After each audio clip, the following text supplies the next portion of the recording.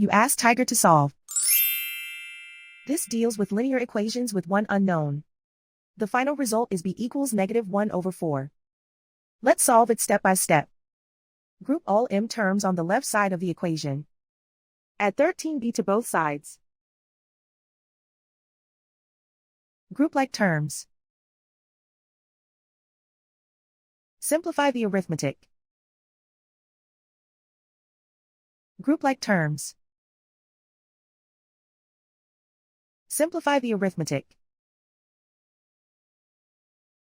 Group all constants on the right side of the equation. Subtract 5 from both sides.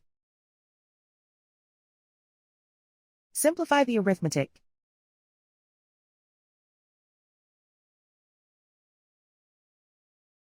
Isolate the m. Divide both sides by 36. Simplify the fraction.